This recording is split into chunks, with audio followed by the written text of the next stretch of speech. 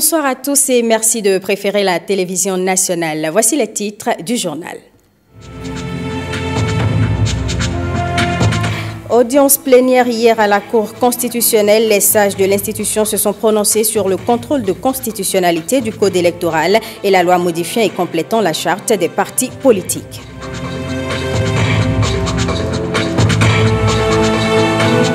Signature de 2 accords de prêt entre la Banque africaine de développement et l'État béninois. Ils sont relatifs à l'assainissement pluvial de la ville de Cotonou et à l'électrification rurale. Les détails dans ce journal.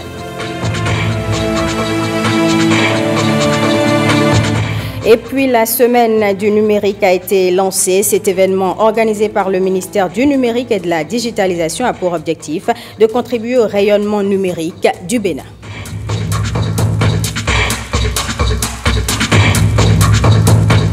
La mise en œuvre des recommandations du dialogue politique se poursuit avec détermination de la part du Parlement et du gouvernement. Ce 15 novembre 2019, ce sont 3 lois qui ont été promulguées par le chef de l'État. Dans ce cadre, le ministre de la Communication, porte-parole du gouvernement, était face à la presse cet après-midi pour informer le public. Je vous invite, en attendant de retrouver l'intégralité de sa déclaration, à suivre un extrait de ses propos au micro de James William Baguedi.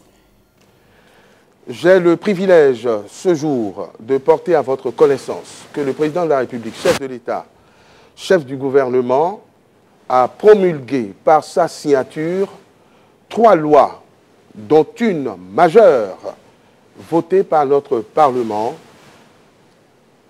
et dans l'ordre, une loi numéro 2019-41 en date du 15 novembre 2019, modifiant et complétant la loi numéro 2018-23 du 17 septembre 2018 portant charte des partis politiques en République du Bénin, la loi numéro 2019-43 du 15 novembre 2019 portant code électoral et enfin la loi numéro 2019-44 du 15 novembre 2019 portant financement public des partis politiques en République du Bénin. Il s'agit, vous l'aurez compris, de 3 lois fondamentales qui viennent consolider l'arsenal de réforme de notre système partisan, mis à mal par la difficulté que certaines formations politiques ont eu à participer aux dernières élections, ce qui a inspiré le président de la République pour inviter un dialogue politique dont les recommandations ont été largement vulgarisées. S'agissant de la loi modifiant et complétant celle portant charte des partis politiques en République du Bénin, les participants au dialogue politique issus de formations politiques se sont essentiellement plaints de difficultés à remplir les conditions pour pouvoir aller à la compétition électorale, des complications d'ordre administratif qui ont été revues et corrigées et qui permettent aujourd'hui à toute formation politique de ne plus subir ce que j'appelle les va-et-vient, mais de se voir notifier une fois pour de bon les observations sur les irrégularités qui seraient dans leur dossier, de sorte que dans un délai raisonnable de 2 mois, on vide la question et que la formation politique candidate sache une fois pour de bon ce qui lui est reproché, ce qui est insuffisant dans son dossier et complète utilement ce dossier.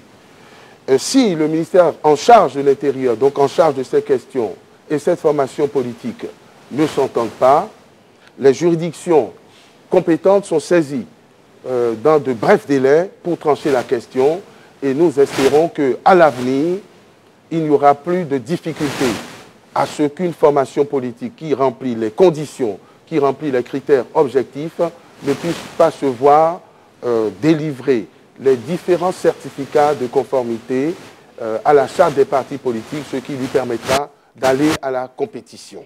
Il en est de même de la loi 2019-44 portant financement public des partis politiques en République du Bénin, dont le contenu sera divulgué. C'est une innovation majeure puisque c'est la première fois que l'État accepte de financer l'activité des partis politiques. Et je choisis maintenant d'aborder la loi fondamentale qui est celle 2019-43, toujours en date du 15 novembre 2019, portant code électoral.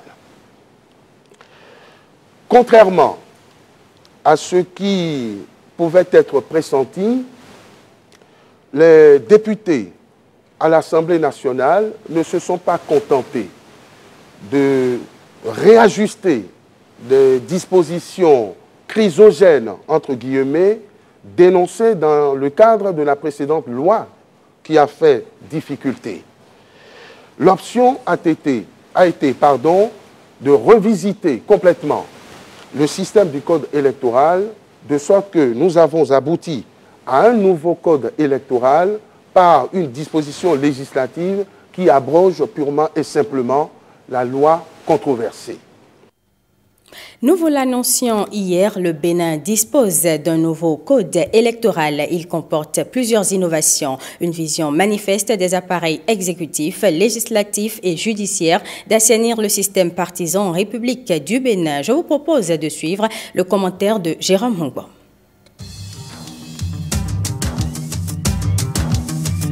Le Bénin tourne une importante page de son histoire politique. Avant 2016, l'initiative nourrissait déjà les débats de réformer le système partisan. Mais l'audace et la persévérance auront fait défaut. Avec la locomotive des réformes, le président Patrice Talon rend effectif un pan de son projet de société. La réforme du système partisan a traversé monts et vallées, non sans difficulté. Après convocation du dialogue politique par le chef de l'État, les recommandations ont impliqué la modification de la loi fondamentale. 2 semaines plus tard, la loi numéro 2019-43 portant code électoral en République du Bénin est adoptée à l'unanimité des députés présents et représentés. 207 articles déclinés en 6 livres. Les 2 premiers livres sont consacrés aux règles générales pour les élections en République du Bénin. Le 3e livre concerne les règles particulières pour l'élection du président de la République. Le 4e livre pour les députés de l'Assemblée nationale. Le 5e livre a trait aux règles particulières applicables pour l'élection des membres des conseils communaux. Et le 6e livre, les dispositions transitoires et finales. Les innovations du nouveau code électoral sont multiples. Désormais, et ce à partir de 2021, la liste électorale informatisée LEI vient remplacer la LEPI. Le duo aspirant, président et vice-président de la République doit être parrainé par 10% de l'ensemble des députés et des maires, soit 16 au total. La caution à payer pour l'élection du président de la République est fixée désormais à 50 millions de francs CFA contre 250 millions auparavant. Au terme des dispositions du livre 4 de ce code, le nombre de députés est porté de 83 actuellement à 109 sièges, dont 24 exclusivement réservés à la junte féminine. Le cautionnement à payer par les candidats titulaires et leurs suppléants aux législatives est de 30 millions de francs CFA, soit par candidat 1 500 000 contre 3 millions auparavant. Le mandat au poste de député est renouvelable 2 fois. Selon le nouveau code, un député nommé à une fonction peut reprendre désormais son siège à sa demande chez son suppléant au cours de la même législature. Il est désormais fait obligation aux partis politiques de présenter les listes de candidatures dans toutes les 546 circonscriptions électorales du Bénin. Et la répartition des sièges ne se fera qu'entre les partis qui ont obtenu 10% des suffrages exprimés. Les partis politiques régulièrement reconnus par la République vont bénéficier de financements publics. Les conseils communaux qui seront élus en 2020 vont siéger jusqu'en 2026, année de l'organisation des élections générales. Beaucoup d'autres innovations sont contenues dans le nouveau code électoral. Avec cette boussole politique, on est en droit d'objecter que le Bénin sort d'un conservationnisme et d'une fétichisation aveugle de ces textes pour, dans un véritable élan de modernisation, arpenter définitivement le chemin non-retour du développement. Une fois encore, à talons, ce qui est à talons.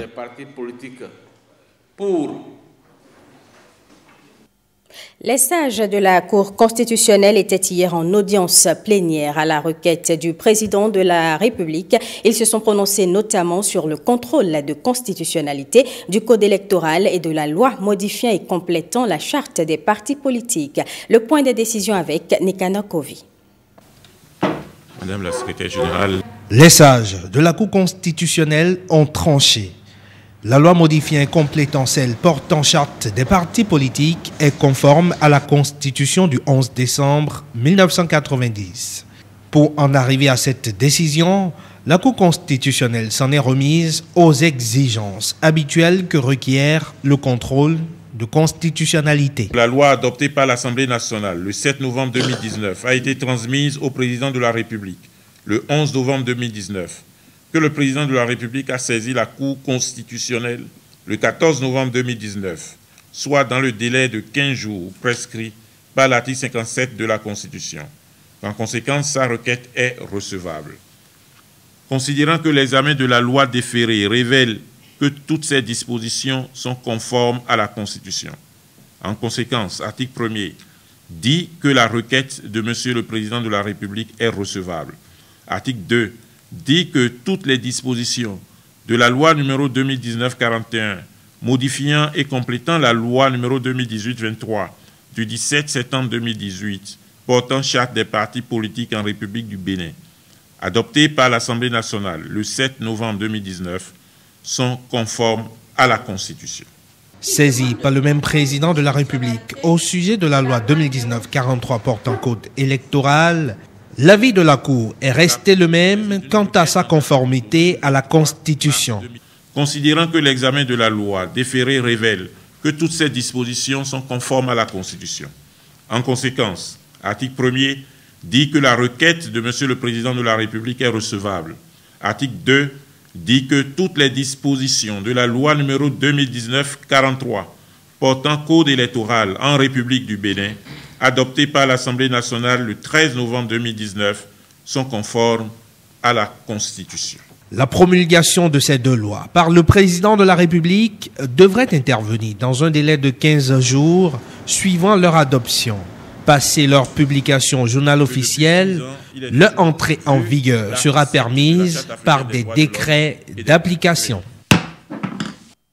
Le nouveau code électoral a donc été adopté à l'unanimité des députés à l'Assemblée nationale. Pour des citoyens rencontrés dans les rues de Cotonou, c'est une belle avancée qui contribue au renforcement de la démocratie au Bénin. Ils sont au micro de l'ENAIC à Gbazao. Ce nouveau code qui est nouvellement voté est dans l'ensemble appréciable. Les montants de 250 millions, c'était 250 millions pour être candidat. Donc c'était trop élevé pour le Béninois. Et si c'est ramené à 50 millions, je crois que c'est raisonnable. De même que pour les députés aussi, c'était élevé, c'était à 3 millions, mais c'est 1,5 million maintenant.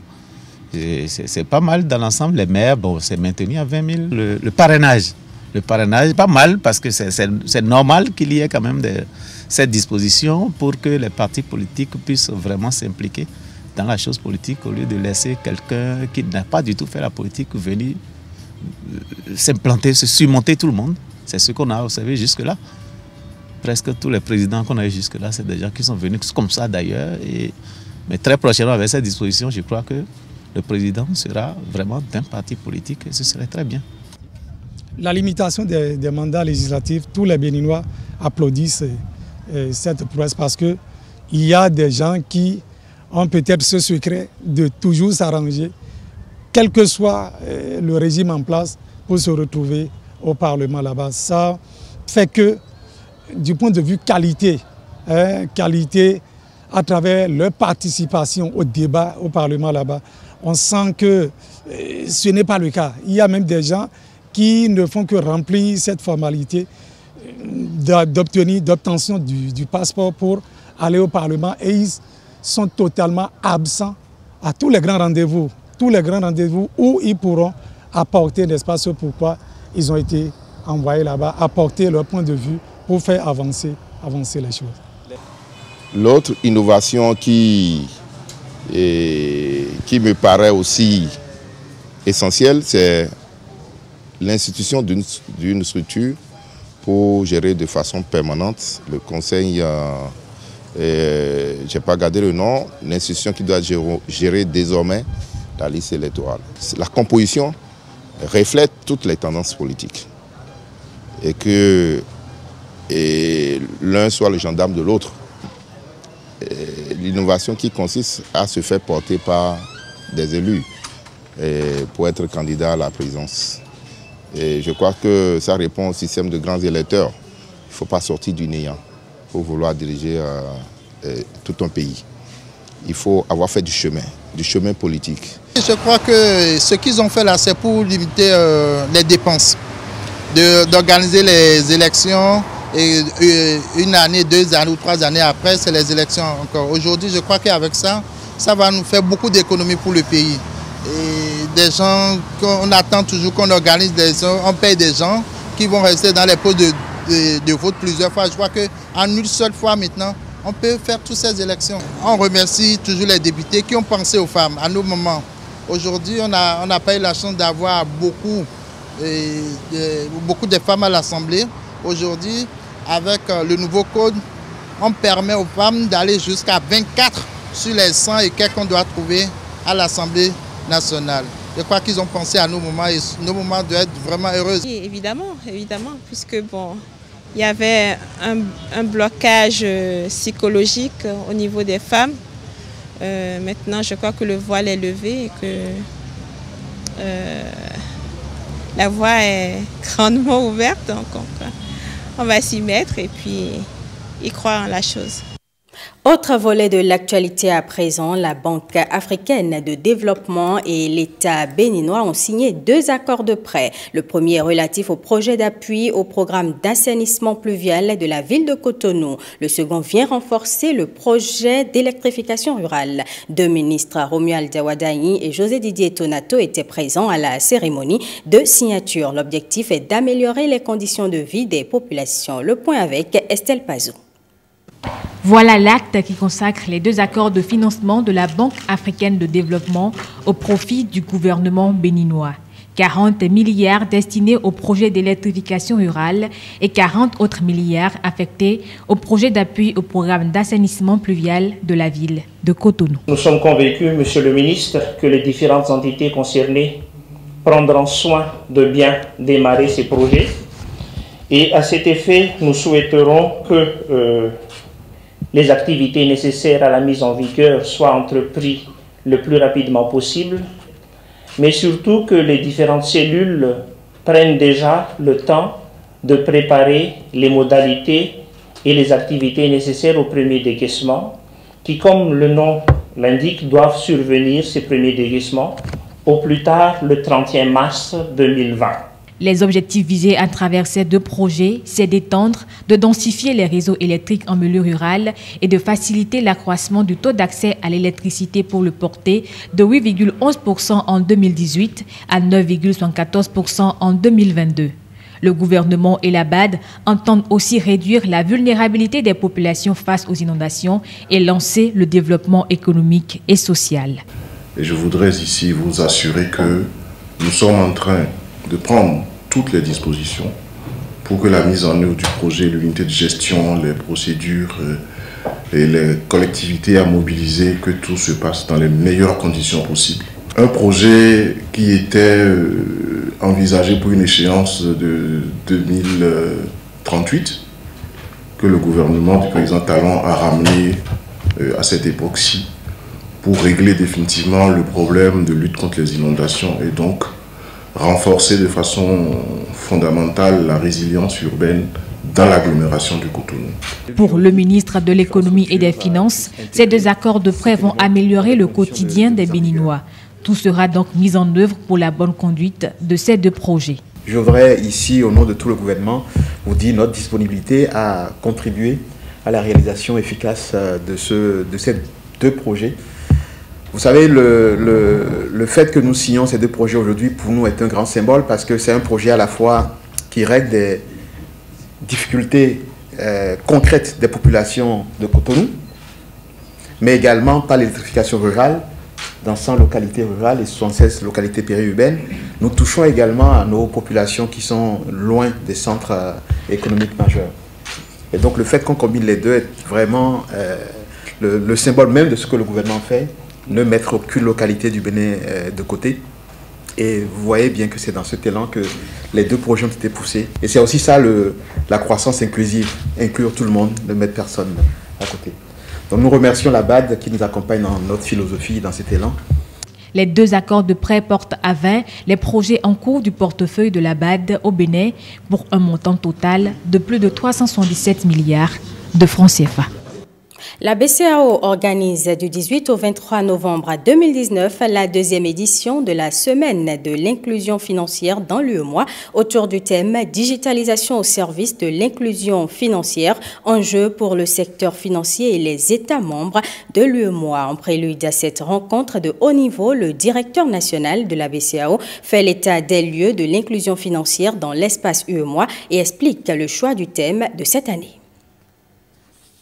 La situation de l'inclusion financière dans l'UEMOA se caractérise par la diversité des acteurs et la diversité de l'écosystème. Il y a lieu de relever que nous disposons au niveau de l'UEMOA d'environ 150 établissements de crédit, près de 600 initiatives de microfinance, une trentaine de services financiers via la téléphonie mobile et sans parler non plus des services financiers postaux, des services de transfert rapide d'argent. L'inclusion financière s'est également matérialisée à travers le vecteur de la microfinance et le vecteur de la téléphonie mobile. Ce sont les principaux leviers qui ont permis d'améliorer sensiblement le niveau d'inclusion financière dans l'Union. Mais un exemple, les opérations via la téléphonie mobile. Sur l'année 2018, en moyenne, nous avons eu plus de 5 millions d'opérations par jour pour une valeur quotidienne de plus de 65 milliards. Ça vous donne une idée quand même de la situation actuellement au niveau de l'UEMOA. Ces avancées n'ont pu se faire que grâce à certaines initiatives prises par la BCEAO et par les États. Cette année, le thème qui a été retenu est le thème de la digitalisation au service de l'inclusion financière. Enjeux pour le secteur financier et les États membres de l'UEMOA. Alors ce thème en particulier se justifie par le rôle grandissant que jouent les innovations technologiques dans l'amélioration de l'inclusion financière, puisqu'il permet vraiment de montrer l'effet de levier que peut constituer l'innovation technologique en matière d'accroissement de l'inclusion financière. L'inclusion financière par les services numériques ou digitaux, comme on le dit actuellement, permet vraiment d'offrir une palette de services beaucoup plus large, à moindre coût, à des acteurs qui jusqu'à présent n'étaient pas tout à fait inclus financièrement. Et ça concerne également les États. Aujourd'hui, les États ont la possibilité d'améliorer et d'optimiser un peu leur gestion par la numérisation de leurs opérations. Les États ont également la possibilité de renforcer la traçabilité des opérations et la réduction des coûts.